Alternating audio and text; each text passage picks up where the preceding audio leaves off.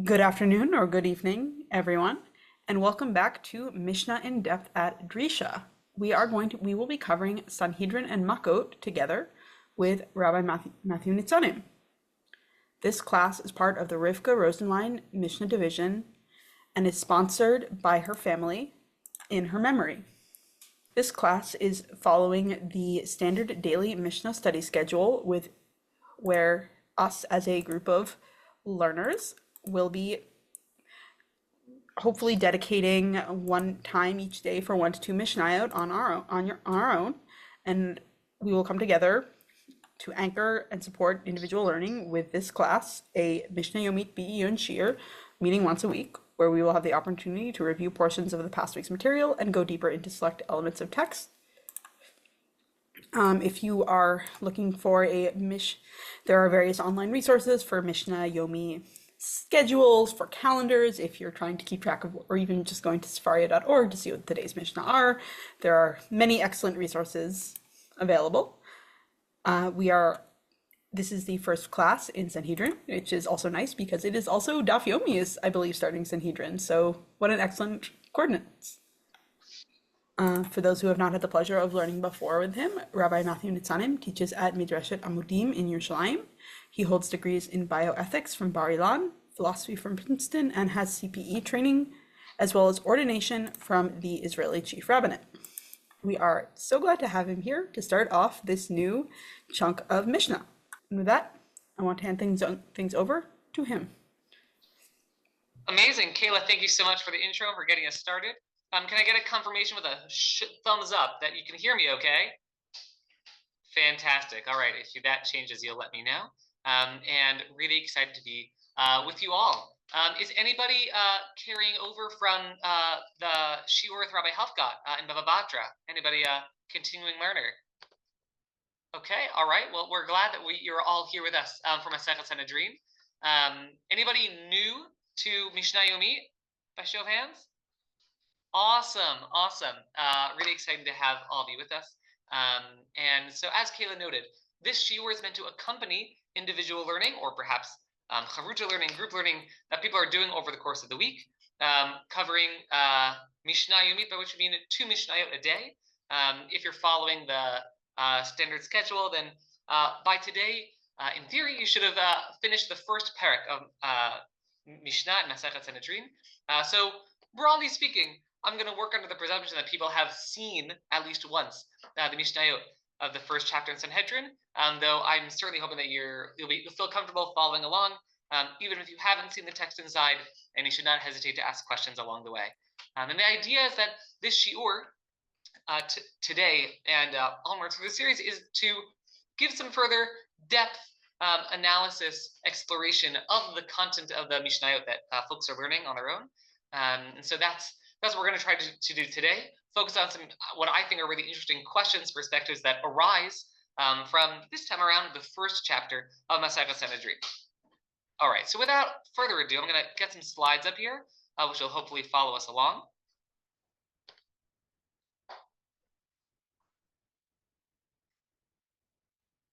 All right. If I could just get a thumbs up that you can see the slides. Great. That should say Mishnah Sanhedrin with me. And here we go. All right.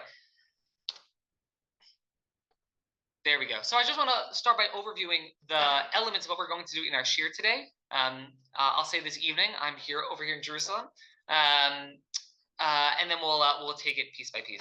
I want to do a bit of an introduction, just some words of framing as we start Masechet Sanhedrin, some themes and topics to be mindful of in terms of perspective as we study the Masechet.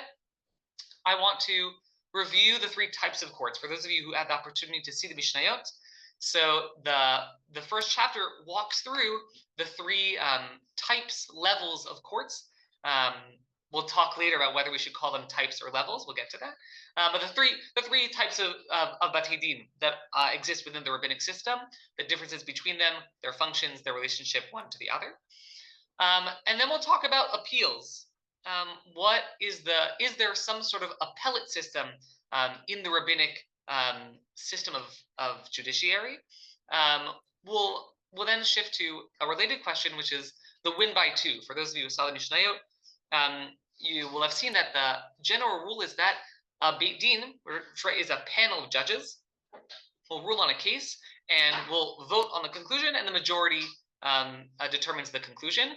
But in Dinei Nefashot, in capital cases, if there's the possibility of sentencing someone to execution, then there's a requirement that in order to sentence them to execution, right, to find them guilty, there needs to be a win by two. There needs to be at least there needs to be at least a majority of two more judges ruling against the defendant than four. And so that's just this peculiar rule, which I think raises important questions about the system of Batidin, and then we'll set the stage for questions to be mindful of in your learning this coming week in Prakim 2 and 3 of Sanhedrin. So far, so good? Fantastic. Thanks for your thumbs. All right. By way of framing, we're now starting Masechet Sanhedrin. It's an exciting time, as Kayla noted. For those of you in Daf Yomi, just this past Thursday, we jumped into Masechet Sanhedrin in the Bavli. So there's a lot of talk right now, I suppose, in the worlds of people studying Torah about Masechet Sanhedrin. And even more than that, we're also at this very important moment for those joining us from the US, those joining us from Israel. I don't know if there's anyone logged in from elsewhere in the world, but certainly in the US and Israel, not to mention other places on the globe, questions around the structuring of governance, right? How we think about our legislatures, how we think about our judiciaries, are in many ways sort of present. I'm here, I follow the news in Israel.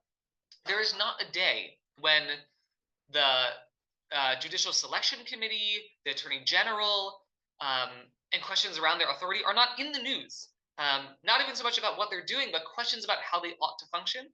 And thinking also about the U.S. context, thinking about the questions that are arising now around the courts, the Supreme Court.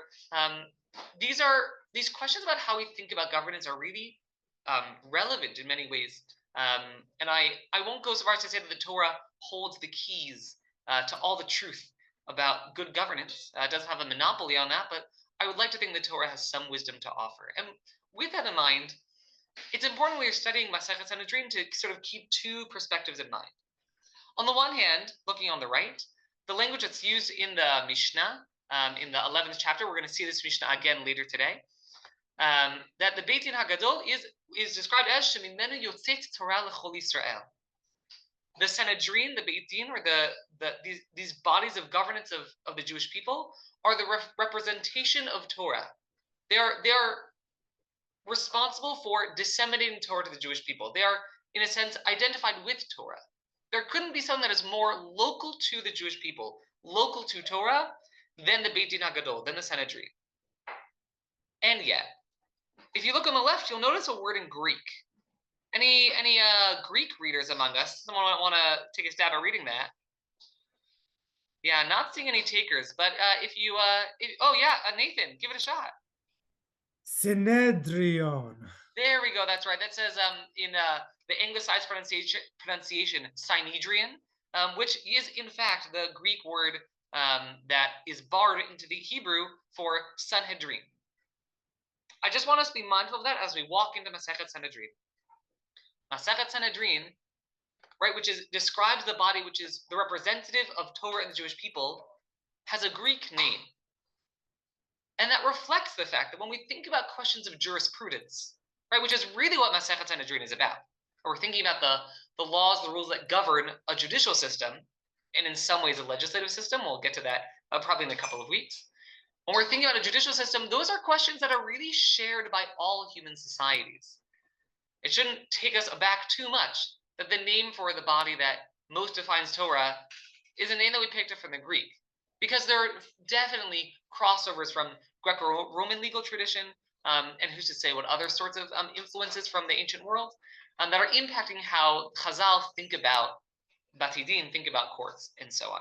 And so we should be mindful of that question. We are looking at something which is really within the world of Torah, within Psukim, within Tanakh, within Chazal, and at the same time, the questions that we're asking are really universal questions that other human societies are grappling with, and the Torah is going to offer wisdom on questions that are shared with other societies even sort of a way to highlight this is holding in our hands two things that exist simultaneously in halacha. On the one hand, again, look at the left on the bottom, we have the mitzvah of dinim.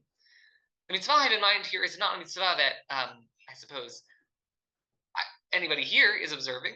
I'm taking as a given, though I won't make presumptions that everyone here is a member of the Jewish people by one account or another.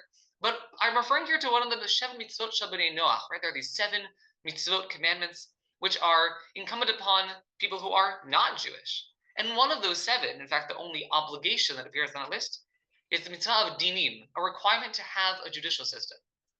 Meaning, it is the presumption of Chazal, the presumption of Torah, that all people, all humans, are required to have a judicial system that governs their lives. And so, of course, we should see questions around jurisprudence as shared between us and other human societies. Now, how far does that go? It's an interesting question. There's a machloket between the Rambam in the Mishnah Torah and the Ramban in his commentary to Sefer Shmot, whether the presumption is that the mitzvah of dinim just means people, non-Jewish societies need some judicial system, or whether there's some expectation that they're kind of borrowing all these rules from a Sanhedrin. No evidence that ever happened, but it highlights the fact that there's an interesting question of to what degree is our account of jurisprudence unique to us or something which we think is meant to be shared. And yet at the same time, looking at the other side of the board, there's also something called the Isur Arkaot. There is, at least formally, a prohibition on Jews, or Jews who see themselves as observant of Torah, to bring a case of litigation before a non-Jewish court. Good question what exactly that extends to. Does it apply to all the civil courts in which, that govern the places where we may find ourselves living? But certainly as a matter of principle, we're meant to see our way of doing justice as the right way for us to do it. And that we're not supposed to bring our issues to foreign judicial systems. And so I just want to hold those two things in mind as we go through Masechet Sanhedrin. That Sanhedrin is both, on the one hand, a reflection of something which is really shared with other human societies, and also imagine as something which is really unique to and held by the Torah and the Jewish people. Questions, comments, concerns, just on this sort of introductory reflection. Okay, all right, so we'll move ahead, and let's talk about the 3 types of courts. So those of you who had the opportunity to see the Mishnayot, this is a bit of review, but I just want to make sure we're all on the same page here. Over the course of the Mishnayot of the first chapter, maybe I'll just pause for a moment to say even a word about Mishnah, about Masechet Sanhedrin, which is that for those of you who may have spent time studying Mishnah, either in the context of Mishnah Yomit or in other settings, you will find that some Masechtot of Mishnah are really organized, and others are not. It's a good question how this came to be, what this tells us about the history of the editing of the various volumes of the Mishnah, the Masechtot.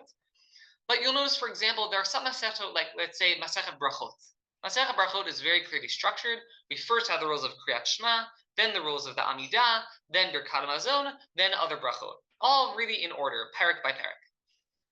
There are some Masechtot, like I'm going to say Masechet Challah. Masechet Challah discusses the rules of Hafrashat Challah, right, separating a piece of dough when you're baking bread. Masechet Challah is a mess. There's no clear structure, order. It's just they took everything they thought about Challah and stuck it in a book. There's not a clear answer, even amongst scholars of rabbinic literature, of why it is that some Masechtot ended up one way versus another, though it does suggest that not all Masechtot of Mishnah were written or edited or organized by the same people or in the same way. I say that as an introduction to talking about Masechet Sanhedrin. Masechet Sanhedrin is a remarkably ordered Masechet. The prakim are very clearly divided into different themes and topics. There's even some degree of chronological order in terms of the process of how one would go through the judicial system. And so as we go through these prakim of Sanhedrin, we should be mindful of the fact that the Mishnah is going to do some structuring and ordering on our behalf, which will work in our favor. Okay, so the 3 types of courts, which are laid out for us in the first parak. The first is the Beit Din Shel Shlosha. I'm looking at what should be the right side of the screen. The Beit Din Shel Shlosha, the smallest panel that you can have of judges is 3. And the sorts of issues that a Beit Din Shel Shlosha, court of 3, colloquially we would call that just a Beit Din. The things that they're handling are broadly mamonot, right? The opening words of the Masechet, Dinei Mamonot Bishlosha. So things that have to do with money, financial cases, that's going to go before a Beit Din of 3. That's going to involve things like property disputes, or a dispute about a loan, which is the sort of the rabbis imagine as the most common kind of case, concerns about theft and so on. There's also a few peculiar cases like Ibor HaChodesh V'Hashana, right? Calendrical decisions, and also perfunctory or sort of formalized, ritualized functions of Beit Din. The example here on the board is chalitza, right? In a scenario where a woman needs to be released from a marriage due to the passing of her husband, without her having children. So there's this ritual chalitza. So Beit Din Shel Shlosha covers both monetary cases, right? Anything that has to do with money, property, and so on, and also some sort of functional, ritual rules, we might say, right? To allow a particular ritual that needs to be done in the presence of Beit Din to take place. That's the Beit Din Shel Shlosha. Next, we have the Sanhedrin Ketana, the small Sanhedrin, which is a panel of 23 judges, which primarily covers Dinei Nefashot, what we'll call capital cases, right? Cases where there's the possibility of administering capital punishment and execution. And included in that are also, the Mishnah notes, these cases involving animals, the Shor Niskal and the Ze'ev Ve'ari. So the Ze'ev Ve'ari are just any sort of animal that causes the death of a human. There's a debate whether you just kill off the animal, have to bring it before the court, but it is clear that in the case addressed in the Torah, the shor, an ox, if an ox gores a person, then the ox is brought before the court, the panel of 23 judges. They rule on the case, and is executed, is stoned by the court. What's odd about the shor haniskal, about stoning an ox? That's a question for you guys. Yeah, Kayla. It doesn't seem to fit with the damages that we learned about in the Babas for animal-caused damage. Mm-hmm. Yeah, Stoning is for people. Yeah, generally speaking, if an animal causes damage, we shouldn't be too. Maybe if it's under the broad category of damages, right, as would have been addressed in Bava Kama. And yet there's this unique case. It appears in the Torah in Sefer Shemot, in Parshat Mishpatim. But there's this case that shows up called the Shor Niskal, where specifically an ox gores a person. We bring it before a court of 23 judges and then do a formal execution by stoning. So the language that's used, it appears in the Mishnah. The Chazal have this funny reading of a pasuk in Sefer Shemot, where it says, "Hashori sakel v'gam ve'alav yumat." In a case in which an ox gores a person, an ox kills a person, then both the ox and its owners need to be killed. Now, Chazal seem to be troubled by this idea that if my property, my animal, causes damage, that I am going to have to be executed. And so Chazal have this funny thing which they say, when it says in the Torah, Hashori sakel v'gam be'alav yumat, that both the ox and the owner are killed, what that means is, Kimitat be'alim kach mitat hashor, that the death of the ox is like the death of a person. Meaning, when the pasuk says both the ox and the owner are killed, it doesn't mean both the ox and the owner are killed. Rather, it means the ox is killed in the same way that a person, like the owner, would have been killed. I.e., we bring the ox before the court, we bring in witnesses, there's testimony, the judges vote on it, and they do a formal execution. Which is seemingly Chazal's funny way of taking the psukim, which are very clear about killing off the owner, and reading in such a way that we don't actually kill the owner of the ox. That's an important example, when we're going to see a lot of examples of this, even in this shiur, and as we go through Sanhedrin, where Chazal have some sense of what seems the right way of handling things at a jurisprudential level, right? The right way of handling a court. It's not exactly what it says in the Torah, and Chazal takes some really creative license in how they read psukim, in the Torah when it comes to figuring out the judicial system. Right, that's just one example. We'll see some more ahead. But we should be on the lookout for discrepancies between the pshat of the psukim in the Torah that address cases around the courts and how Chazal interpret or apply them. We'll just be on the lookout for that. All right, I'm going to continue ahead just to the Sanhedrin Gedolah, right? The great Sanhedrin, right, of 71 judges. And they really cover issues that are of national importance, right? So that would be judging an entire shevet, entire tribe, or the Kohen Gadol, the high priest, or determinations around sending out the Jewish people to war for Milchamet Reshut, or the case of Ir Nidachat, right? That's if a city again, this doesn't happen today, question whether it's ever happened or was ever even expected to happen in Jewish history, but there's this case that is addressed where the Ir Nidachat, a city has in its entirety committed itself to idolatry. The entire city is meant to be decimated. And so that, again, it's of national importance. It's handled by the Sanhedrin Gedolah. So broadly speaking, our three levels of courts are the Beit Din of 3, which handles monetary cases and some perfunctory roles. The Sanhedrin Ketana, which handles capital cases, and Sanhedrin Gedolah, which handles cases of national import. Yes, Dina, I think is your name. Yeah, my question was just, is there a court or somebody that rules on a milchamet mitzvah, a war that is commanded to carry out? Fantastic. The Mishnah says that a milchamet reshut requires the permission of the Sanhedrin Gedolah. What we're going to see next week in the second parak is that war is meant to be under the jurisdiction of the king. Right? The melech is responsible for making determinations around wars. If it's a milchamet mitzvah, then the king does not need to seek the permission of the Sanhedrin. The melech can just choose it's time to go fight the milchamet mitzvah. But for milchamet reshut, an optional war, right, which means a war in order to gain additional territory or the like, then you need the permission of the Sanhedrin. Yeah. Okay. Now, there's something funny to my mind. This is not my first time teaching Sanhedrin. I've had the good fortune of teaching in a few places, teaching Gemara, and revisiting the mishnayot in anticipation of this learning together with you got me thinking about a question I hadn't noticed before. There are three levels of courts here, right? Raise your hand if you live in a country, a jurisdiction, where there are different levels of courts. Hopefully, it's a bunch of you if you're in the U.S. or Israel, maybe. Well, any Canadians here? Yeah. can I ask you a question? Please. It seems to me that the 23 yes. is for cases where lives are involved.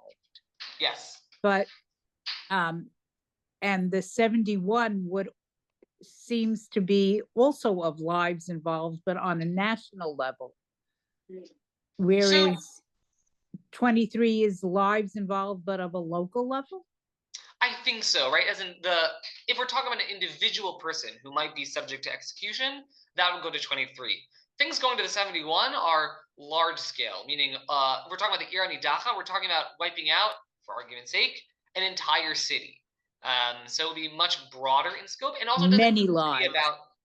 It doesn't need to be about death, meaning the Kohen Gadol, for example, right, who's a person of power and influence in the Jewish society that we're imagining, right, which may have existed in some parts of history, or the Kohen Gadol, even if it's just a monetary case, the Kohen Gadol is always brought before the Sanhedrin Gedolah, no matter what it is that they're dealing with.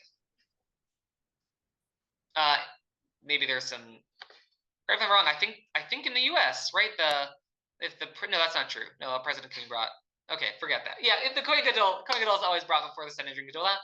We can imagine analogs, though it's not true in the U.S. context, as best as I understand. But what I do want to talk about in terms of an analog is we have these three levels of courts, and as you showed with your hands, the idea of different levels of courts is not so unfamiliar to us, but there's a key difference between what the Mishnah imagines here and what we might be familiar with from, say, the U.S. or Israeli or Canadian legal context, which is an appellate system. I see. We'll pass through this. Just a minor point, which is that In the Mishnah, Yehuda points out that he thinks that the minimum number of judges on the small panel, the Beit Din of 3, is actually 5. And there's some evidence that in early phases of rabbinic history, Beit Din usually had 5 zikanim, or elders, rather than 3. It's a somewhat minor historical point in terms of our understanding of the Mishnah, but an interesting one to call our attention to. What I want to focus on is legal systems. Right? I just looked around the internet. There's plenty of stuff out there. All these like nice diagrams about how legal systems are structured in all sorts of parts of the world. I just found the ones that are available in English, but non-English speaking countries have them too. And so it's not uncommon for court systems to have levels. And just to call our attention, I want to use the language from the Israeli system, though it's not different in the US, which is that the Supreme Court, the High Court, is actually 2 different courts at the same time. It has a dual function. Namely, just to introduce the language that's used in Israel, because it took me a long time to get it, and it's useful for following the news in Israel. The Supreme Court in Israel is both what's called the Beit Mishpat Elyon, the Supreme Court, which technically should be called the Beit Mishpat Urim, the highest court of appeals. Urim are appeals, and it is also the Beit Din Gavoa Letzedek, the High Court of Justice, or shortened to the Bagatz. Right. So in Israel, we'll refer to either the Elyon or the Bagatz. In talking about these 2 different functions of the Supreme Court, where the Supreme Court is both the highest court of appeal, right? Cases are sent up the system to the High Court, and it's also the court that handles major issues, right? Issues of national significance, right? Or constitutional significance, whatever that means in this country without a constitution. And the same is true in the US, right? Where the Supreme Court is both responsible for taking appeals that move through the appellate system to the Supreme Court, and also rules on can have first jurisdiction, original jurisdiction over cases that are relate directly to issues of the U.S. government, president, constitutionality, and so on. Now, what's unusual is that in going back at looking at the Mishnah, let's see if I can go back for a moment. Oh no, my system won't let me do that. But the 3 levels of courts in the rabbinic system don't have a system for appeals. All we have is different courts that have what we call original jurisdiction, right? The first opportunity to rule in a case for different kinds of cases. But there's no indication that you're allowed to appeal a decision in the rabbinic system, right? You don't get to, if you don't like what they said in the court of 3, you don't get to bring it back to the court of 23, and then from there to the court of 71. That doesn't seem to exist in the rabbinic system. And my question is, why? Why is there no space for an appellate system, right? A system in which, again, what happens in the US, Israel, elsewhere, where you go to a lower court, if you don't like the ruling, you can appeal the decision to a higher court. Why do we not have a system for that in the Mishnah? We do have different levels of court, but no opportunity for appeals. Maybe because the judges are called Elohim. Okay. So Debbie's already getting ahead on what may be at play here, which is what I suppose we have to ask the question: why would a system allow for a system of appeals? And what is our account of justice and judges in terms of how we think about this question? But I want to take a step back and go back to the Torah. Right? Let's think about Parshat Yitro. Okay, right? Yitro, our good friend, Moshe's father-in-law. After the Jews leave Egypt, cross the Red Sea, they're wandering through the wilderness, though they haven't gotten the Torah yet, seemingly. Chazal aren't sure about that. And Yitro meets with Moshe, says, you guys are rocking it, but you know something? It's odd, Moshe. It seems to me that you're trying to run this place on your own. Maybe you should get some help. It'll be easier to do. And so Yitro suggests this idea to Moshe that he should appoint lower-level officers, judges, we might say, who are responsible for handling the people's questions. Look at the last line, the last pasuk, taken from this story about Yitro. After appointing these sarei alafim, sarei meot, sarei chamashim, sarei asarot, right, these officers who are responsible for thousands, hundreds, fifties, and tens of people, right, these different layers. V'shaftu et ha'am b'chol eit, I'm reading at the bottom, and they will judge the people all the time. Kol hadavar hagadol yaviu elecha.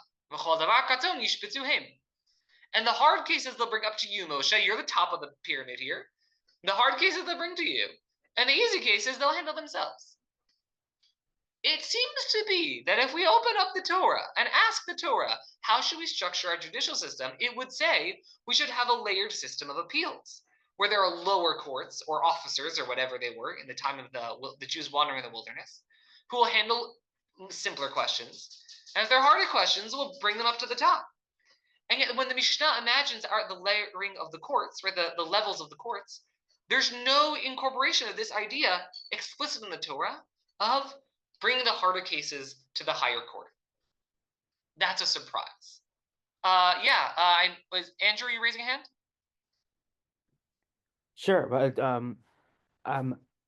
my understanding of this was when I read this is more that based on the complexity of the question, it doesn't necessarily mean that there's an appeal system, but more a question of if it's a simpler kind of question, then we can do it with a court of a smaller court or in this case like a lower court. And if it was a really complex question and no one was really able to figure it out, then it would go to Moshe. But it doesn't necessarily mean there's an inherent appeal system. Okay, fantastic. You've called my bluff. I made it look. I wanted it to look like, oh look, the Torah talks about appeals, and that's not really what's happening here, right? Meaning, a court could make a lower court could make the decision they can't handle the question and can choose to pass it up to a higher court. That's still different from a lower court making a ruling and then the litigant saying, nah, let's appeal it, right? Let's bring it to a higher court. So you're right, it's not exactly the same, though it's still striking to me that the Torah's framing right here, the psukim, still takes as a given that there's some notion that the different levels of courts, there is a leveling, there's a gradation where there's like lower, easier cases and harder cases, which the Mishnah and the Chazal's imagining of the Batidin doesn't account for at all, right? In Chazal, right, there's the court of 3 handles certain cases, 23 certain cases, 71 certain cases. There's no sense of like more difficult or less difficult. But you're right, it's not exactly a system of appeals, which we'll have to take into account. Can I just say one thing? I just came in late, so I don't know Hi, if welcome. Hi, thank you. I'm sorry, I couldn't get on before. We're glad to hear now. Just the fact that it's 3 judges and it has to be a majority, that itself is a system of appeal. Because when we do appeals here, it's after a 1-judge verdict. True. I suppose it still doesn't really constitute an appeal. Meaning the fact that we start off with a panel of 3 judges, it does indicate that we have some hesitation about any judge adjudicating on their own. We're going to talk about that before we get to the end of the hour. But it's still different from having a court make either a court make the determination or perhaps a litigant making the determination that the case should be revisited by a different court with a different number of judges. But you're right, there is some significance to the fact that we already from the outset start with 3 rather than 1. Now, what's striking about this pasuk, right, about kol davar hagadol yaviu elecha v'chol davar katzon yishpetzuhem, right, that there's this distinction between the difficult cases which go to the folks on the top and the easy cases which go to the folks on the bottom, is that it kind of stands at odds with the way that Chazal build out the system Batidin in the Mishnah, but they still have to contend with this pasuk. And they do it, once again, in a really crafty kind of way. Here's what Chazal are going to do with this pasuk. This appears in the Gemara on Daf Yudchet in our Masechet Sanhedrin. It says as follows: Tnan, right, citing from Mishnah, also from our parak, Ein danin lo et hashevet v'lo et nevi hasheker v'lo et kohen gadol ela al pi beit din shel 71. Right, so these cases of national import, in the making a ruling about an entire tribe, or about a false prophet, or about a high priest, these go straight to the beit din of 71, of 71. That's a quote from the Mishnah. The Gemara is now going to pipe in. The Amar of Adabar Ahava. Rav Adabar Ahava and Amor is going to give us a source for this ruling. It says in the Torah, Kol hadavar hagadol yaviu elecha. All the gadol here, let's translate as big. All the big things, the big cases, shall be brought to you, Moshe, the higher authority. And says Rav Bar Ava, this means Dvarav Shel Gadol. Dvarav Shel Gadol. Can someone offer how might we interpret those words? Dvarav Shel Gadol.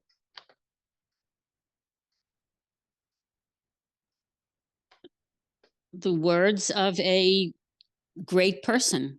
Okay, yeah, great. So Dvarim could be words. Maybe here we're best to sort of use just the term a case, right? So the Davar HaGadol means the case of the Gadol, the case of a great or a significant person or party. What does Rav Adavar Ava do? He reads the term Hadavar HaGadol, which literally means a big case, meaning a difficult case, right? It's clearly contrasted with Davar Katun. Right. In fact, elsewhere further on the Pesukim Shemot, it becomes clear that we're talking about davar kashet or versus davar kaved, right? Cases which are weighty. And says of Adavar Ava, no. Davar gadol means those issues that relate to gdolim, significant people like a kohen gadol. And so what Adavar Ava does, kind of sneakily, is he takes this pasuk which implies a leveling of courts. It says it's not about leveling, it's about different kinds of cases which different levels of the court handle. Right? That the Dvarav Shel Gadol, that the cases that relate to the Gadol, like the Kohen Gadol, those go to the high court. As opposed to the cases which are not of a Gadol. They're just you and me. They go to the lower court. And so Adavar Ava takes this pasuk and kind of turns it on its head in order to maintain this view adopted by Chazal, that there's no sending cases up and down the system. And instead, we're going to have different kinds of cases that go to different kinds of courts. Saul, you want to say something? Yes. Isn't there a logic in the Torah that goes in another direction? When Moshe has a question that he doesn't know the answer to, he asks God. Yeah. Pesach Sheni, the daughters of Tzlachot, and God gives him an answer. So now Chazal is faced with, not only do we not have Moshe, we don't have God talking to us on the telephone. So you have to structure a system that doesn't have that kind of appeal. Absolutely. I think getting back to what Debbie was suggesting, my gut tells me, and we'll see some of this further along, that part of what Chazal are doing are asserting the authority of the judges. Right? It is an odd thing to have a system of appeals. That you should have the authority to go to a court, get a ruling on a case, and say, I don't like it, let's bring it to someone else. Right? You're essentially challenging maybe not the authority, but at least the wisdom of the judges before whom you stood before previously. And so I would venture to guess that in as much as Chazal have a great respect for judges, they care a great deal about the authority of judges, that they are people of good character and wisdom and so on, that they see no reason why these judges who, as you're saying, Saul, speak in the name of God, right? The language that Debbie mentioned, right? That judgment belongs to God. And it's clear from various passages in the Gemara in Sanhedrin that we imagine the judges partnering with God or speaking on behalf of God. Well, then you're not in any position to challenge that, right? Our obligation to respect the ruling of the court as it comes rests upon our presumption that the judges are speaking on behalf of God in the name of God, and that's not something that can be questioned. I think you're right, Saul, that in the absence of God's active presence in the system, we then need to vest the judges with the authority of God. And so from the moment as opposed to say in the wilderness where you start with the lower judges and the higher judges than God, we need to, in the absence of God's active voice, we need to treat the judges as speaking in the name of God from day one. I presume that that's what's happening in the background here, that this is meant to reflect our respect for the authority of the judges and their divine, so to speak, semi-divine role. Just as an interesting note, at the very, very end, the last line of our parak, for those of you who saw the Mishnah this week, the question is asked, how many people need to be in a city for there to for there to be a requirement to appoint a court of 23. There are two opinions. One is me'av esrim, right? There need to be 120 people in town. Rabbi Nechemia says that for a city to be required to have a court of 23, there need to be at least 230 people in town, in parallel to the Sarei Asarot, right? Sarei Asarot are chiefs of tens, meaning what we're imagining from the story of Yitro is that for every 10 people, there's a judge. So if there's going to be a court of 23, there have to be 23 times 10, 230 people in town to justify having a court. Again, what's really crafty about this is that Rabbi Nechemia doesn't want the psukim about the Sarei Alafim, Sarei Asarot of Yitro to be irrelevant to halacha, but he knows that the parak that we just learned has entirely sidelined these psukim in the Torah, and he needs to bring them in somewhere. And so he kind of slides them in. He says, you know what we learned from the story of Yitro and the Sarei Asarot? We do learn this sort of technical rule about how many people you need in town in order to be required to have a court. Right? He's going to maintain some sort of relevance of the story of Yitro because he knows full well. This is how we have to read against the grain when studying Mishnah. Rabbi Nechemia knows full well that what we actually just did in the Mishnah is entirely undermined what appears in the Psukim. And in order to sort of, as a saving grace, he's going to slide them in at the end. Okay.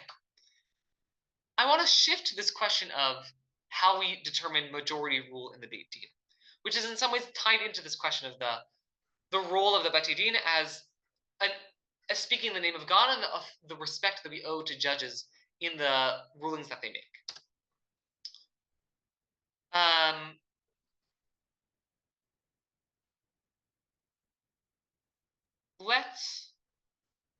Excuse me, are you going? Yes. I couldn't follow how they figured out that it had to be 23, how they got the number of 23. Sure, fantastic. Okay, in the interest of time, I'm going to leave this aside, though. I'll just note that there's a Tosefta that seems to suggest something like an appellate system. Just to be, I'll take a step back in terms of familiarity, right? The Mishnah is his rabbinic work. That's what we're studying, which is a sort of official or authorized compendium of rulings from the time of the Tanaim, right? From, say, 200 before the Common Era to 200 of the Common Era. The Tosefta is a collection of teachings of the Tanaim that did not make it into the official authorized a compendium called the Mishnah. And so the Tosefta retains various traditions that didn't make the cut.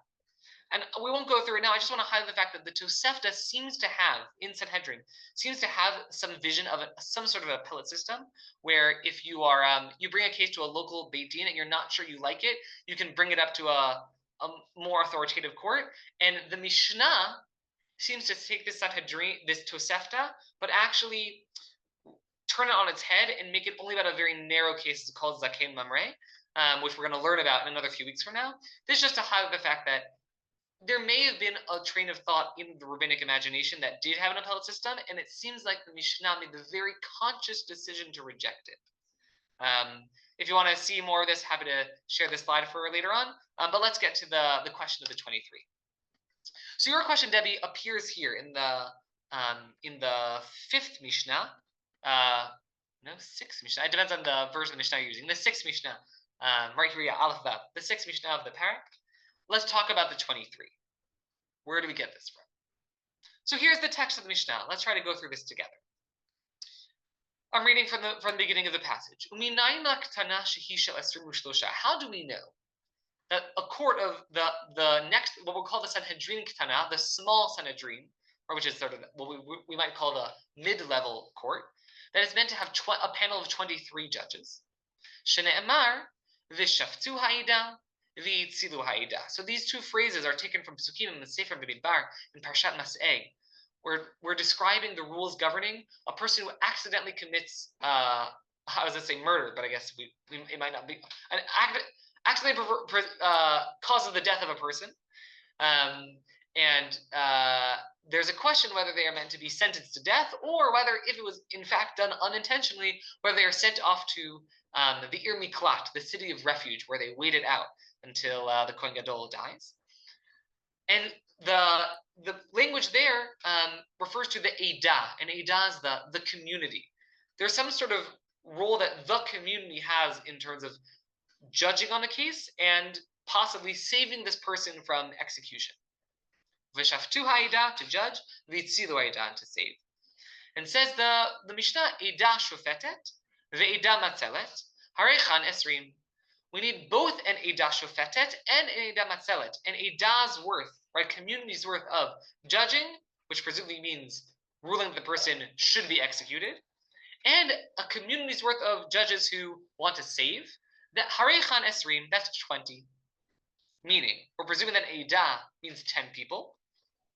As we're about to see, how do we know that Eidah, the term Eidah, a community, means a set of 10 people? So when the spies, right, the story of the spies in the Torah, Sefer Bamidbar, when the spies go check out the land and they come back with their horrible report, we're never going to make it, we're like locusts in their eyes, God says, how long do we need to put up with this evil Eidah community? It could be that the Eidah that is intended there is the Jewish people writ large, but Chazal imagine that the Eidah referring specifically to the spies. There are 12 spies. 2 of them, Yoshua and Kalev, actually offered a positive report. That leaves 10. Hence, Chazal claim the term Eidah refers to a set of 10 people. And if we need, going back, 10 judges worth of saving and 10 judges worth of executing, that gets us to 20. Okay, off the bat, what's odd about what we just did? You catch it. What's odd about saying 10? Yeah, Dina. It seems to imply that that there are 2 different Eidot who are supposed to be involved. It's not one court that that judges him. It's almost like 2 levels. Fantastic. Yeah, you're right to point that out, Dina, that it sounds from the Psukim that we call them the Eidah, the community, the representatives of the community, the elders of the community, and they determine whether to judge, i.e. execute, or whether to save. And they go one way or the other. And it's odd to think that we're supposed to have a panel of judges that has enough to do either way. So can I make a comment? What's that? Can I make a comment on that? I would love if you did. It is odd, but it seems to me, the original pasuk says, that the Eidah will prosecute and that the Eidah will defend. And so it just seems this is how the rabbinic glosses on the Torah work, is they comment on when the wording is odd. So the original wording of the pasuk is odd, that Eidah comes twice. It doesn't say the Eidah will prosecute and defend. It says the Eidah will prosecute and the Eidah will defend. And the rabbis want to know, why is this word repeated? Therefore, there's 2 Eidot. Fantastic, Nechama. Thank you for bringing that. So the question is how unclear is the original pasuk, right? The language it seems that what Chazal are doing is that they say that vishaftu means to prosecute and vitzilu means to defend. And you can't both prosecute and defend. It must mean we have enough judges to go either way. What's odd is, it's not clear that vishaftu means to prosecute. Vishaftu seemingly means to judge, like let's assess what the story is, and in the event that the person is innocent, or in the event the person is innocent, then vihitzilu. It's not clear that they have to be doing both of those things. And I'll even go a step further and say it's odd that, right, it's not a requirement that there be 10 judges who rule in favor and 10 judges who rule against. You could have a case in which 17 judges rule one way and 6 judges rule another way. And so if we're getting to this number on the presumption that we need 10 for one way and 10 for the other way, it's a surprising way of getting to the conclusion, because it doesn't need to come out those numbers. I suppose you could say it needs to be possible for there to have been 10 who prosecute and 10 who save concurrently, but it's certainly a surprising way of getting to the number 23, which, for the record, is also just a third of 71. Not really, but it's a third of 69. And assuming that 70 is meant to be, the 70 and the 71 are some sort of like +1 story happening there, there might be something happening there too with the number 23. But even so, we've only gotten to 20, 10 and 10. How are we going to get the last few judges? So it says, continuing in the Mishnah, Uminayin, I'm on the 3rd line, a few words in. Uminayin lavi od shlosha. How do we know that there should be an additional 3 judges, right, beyond our original 20? ממשמע שנאמר, לא תהיה אחרי רבים לרעות. שומע אני שאהיה מהם לטובה. אם כן, למה נאמר אחרי רבים להטות? So there's this unusual pasuk. We're going to see it. I'll put it up on the screen in just a moment. That talks about whether or not to follow the majority. And it sounds like, from the language of the pasuk, lo te'eh acharei rabim l'ra'ot, don't follow the majority for bad, but that seems to imply you should follow them for good. I'm not defining these terms yet. Stay tuned. But in as much as it says acharei rabim l'atut, to follow the majority, says the Mishnah, and I'm only translating haphazardly, but that's because the language is ambiguous. We'll explain it in a moment. So I'm now at the end of the second to last line. Locha hatayatzcha letovah hatayatzcha lera'ah. The way that we sway the judgment for good, namely for determining that someone is innocent, is different from hatayatzcha lera'ah, the way we sway the judgment for bad, i.e. to rule that someone is guilty. Hatayatzcha letovah al pi echad, hatayatzcha lera'ah al pi shnayim. That in order to rule that someone is innocent, you only need a majority by one, like a win by one.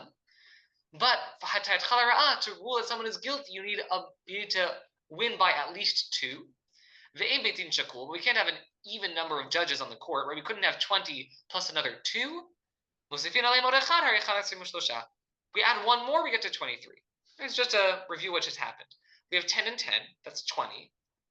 There's this rule that when in a capital case, if you want to rule that someone is guilty, the majority that rules that needs to be a majority by at least 2. I.e., you can't have 11 against 10. You need to have at least 12 against 10. But if we had 12 against 10, we'd have 22 judges. We don't want to have an even number because then we'll end up with things like 11 and 11. Add one more, 23. Okay. That is how we got to 23. Debbie, you asked how we got to 23. Did you get an answer? Very convoluted. Yeah, pretty convoluted. And I want us to appreciate what's happening here. As a general rule of thumb, when the way that Chazal get from the psukim to the conclusion is convoluted, that often is an indication that they had their conclusion worked out to begin with, and they had to go back and then find they had to find then they had to find something to hang it on. Yeah, and we should not be surprised to find this a lot in Masechet Sanhedrin in particular. And that's in large part because the rabbinic sort of perspective on jurisprudence, on how to build up a legal system, influenced in all likelihood by the Greco-Roman system, is just different from what is described in the Torah. The Torah doesn't even say so much about the minutia of building up a judicial system, but Chazal care about having a really structured system, and it shouldn't surprise that they have to do a lot of work to get from the psukim to their conclusions, which should then also lead us to wonder, is there some other reason that they're not telling us? Right? When we're thinking about the rulings that they're making, could there be more than just the readings, these unusual readings of psukim that they're offering? And so that's what I want to focus on for now. This question of the win by 2. Why you need to win by 2 in capital cases. It is very odd, right? This reading of the psukim. Let's take a look. The pasuk that's quoted from Sefer Shemot, here on the screen, I even brought the translation. Hard to translate such a clunky pasuk, but at least it's a version of translation. Right? Here's the Koran translation. Thou shalt not follow a multitude to do evil. Neither shalt thou speak in a cause to incline after a multitude to pervert justice. Okay, that was some great, King James style English, but broadly speaking, based on what we just read in the English, what did this pasuk tell us to do? What does it instruct? Forget everything we saw in the Mishnah. Just the pasuk itself. What's it telling us to do? Feel free to pipe in. Don't follow a group in order to do bad. Yeah. Don't follow the crowd. Don't follow the crowd when it's bad. And I'm sorry? And maybe don't give testimony in a sort of like kangaroo court. Like if there's some sort, the second part of the verse does imply that there is, don't lend your voice to some sort of influencing where there's maybe manufactured consent of mob action and you're going to assent to it verbally. Amazing. So there's this funny thing going on in the pasuk where there's the first verb is lo tihyeh, do not be, which the translation here is reading as do not follow, like to be with. And the second is lo ta'aneh, don't respond, which you are suggesting, Nechama, right? That It's like lo don't ta'aneh refers testify. to testify, which would work out nicely, right? We Yeah. have this language in the Torah, lo ta'aneh v're'acha id shaker, right? In the 10 Commandments. That ta'aneh, to respond, is a verb used in reference to testifying. So it could be that we're talking here about witnesses. It's not so clear. Chazal seem to presume they're talking about judges. And there may be reason why, from the context of the psukim, I didn't bring them here, but we're talking about the judicial system. And so it could be that we're talking about judges or witnesses, a little unclear. But the punchline is, don't follow the many. Maybe even, dare I say, don't follow the majority. And yet it's very clear that Chazal take it to be the case that we are meant to, on a court, let the majority rule on the case. Rashi says the funniest thing. Says Rashi, Yesh mikra zeh midrashei chachmei Yisrael. Says Rashi, this pasuk has all sorts of midrashim, interpretations from the sages. Aval in the shona mikra miyushav bahen al ofnav. But the language of the pasuk does not align with what they say. Let me tell you what the pasuk actually means, in contradistinction to what Chazal seem to think. As he says, Lo if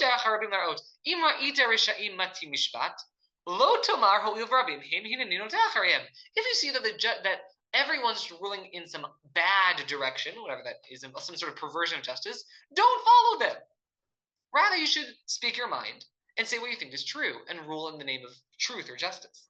And yet, Chazal, as we just saw, take that closing phrase of the pasuk, "Acharei rabim lahatot," to teach. That is the source for the fact that in the Beit Din we rule in accordance with the majority. Again, Chazal wanted to be the case that when we have these panels of judges, we follow the majority, and they get that from a pasuk that tells us don't follow the multitudes, and they're going to make it mean. Don't follow the multitudes when you shouldn't, but for sure follow the multitudes when you should. Now, keep in mind that if we're looking in when we saw the psukim about Yitro, in the Yitro system, how many judges rule on any given case? It depends on how many. It's one. It seems to be one, right? Moshe is at the top, and he's just one. And even the Sarim down the chain seem to be one person for every set of people. Rabbi Nechemia told us that if there are going to be 23 judges, there are 23 judges for 230 people. Meaning, Asara is someone who's responsible for 10 people, but on their own.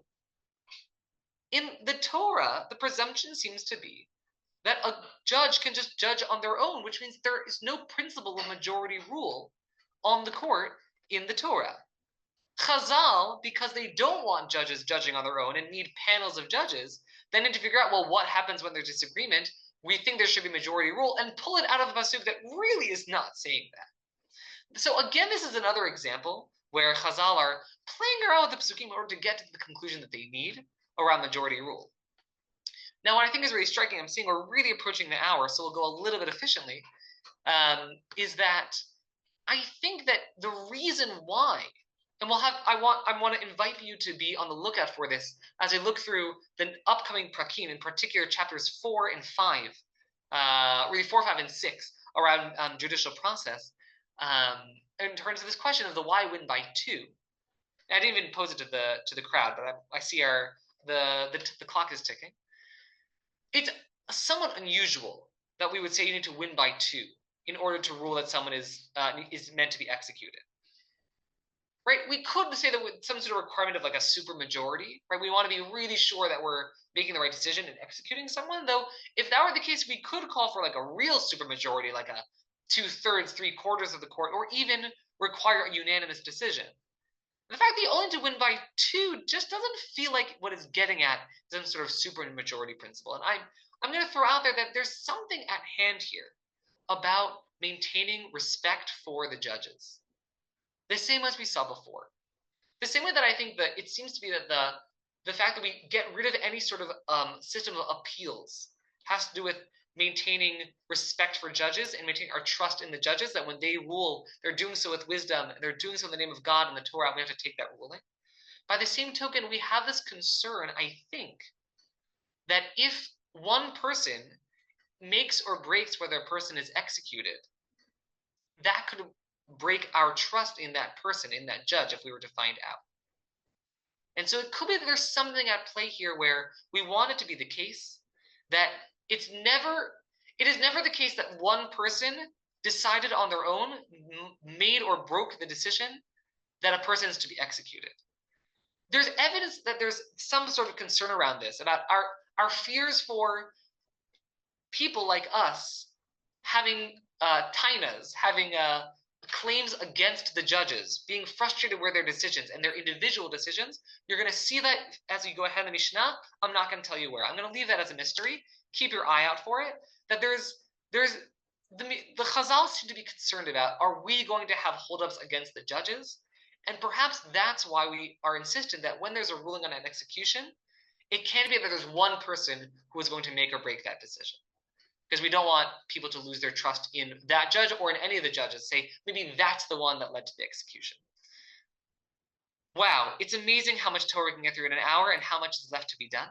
But what I want to do as we close up, just to briefly review, but an introduction around principles around Masechet Sanhedrin, thinking about both the uniquely Torah aspects and the shared questions around jurisprudence. We talked about the three types of courts, the kinds of cases that they handle, and talked about both these two elements, both the appeal system and the win by two system that are built in how Chazal read the Psukim creatively to get to the conclusions of this parak, which I think are founded upon these principles around our want to maintain our trust and respect for the judges who are ruling on cases. There's certainly more to unpack, but in our closing minute, I just want to give you a heads up to what's ahead, because I'm hoping that if you're here with us today, we're going to see you again next week after you've looked at this week's learning, which is basically the entirety of chapters 2 and 3 of the Mishnah, Masechet Sanhedrin. Chapter 2 will introduce the rules of the Kohen Gadol and the Melech, the king, first in the context of the court, whether they can sit on a court, whether they can testify, and then takes that as an opportunity to digress to rules more broadly about the Kohen Gadol and the Melech and their functions in Jewish society. And chapter 3 is well studied in yeshivot. It's called the Parak of Zabla. It's the rules of the qualifications and disqualifications of witnesses, as well as some of the technicalities of procedure for adjudication in mamonot, as opposed to cases of monetary cases. The question of how we adjudicate capital cases and so on we'll get to in chapters 4, 5, 6. So I hope that this coming week you'll have the opportunity to take a look at chapters 2 and 3. We'll explore some of these themes together. Next week, I'm really hoping we'll look at, in the context of the king and the questions of witnesses, the principle of Gzirat HaKatuv, what it means, again, borrowing from what we already saw today, what it means when Chazal do really crafty readings of Psukim, and what that means for our understanding of what Chazal are doing in terms of making rulings around the judicial system. So we'll explore some of that come next week. Feel free, if you have questions, comments, concerns over the course of the week, please be in touch. We'd love to hear the things that you're learning, ideas that come up, and we can even incorporate that into our learning come next week when we look at chapters 2 and 3 of Masechet Sanhedrin.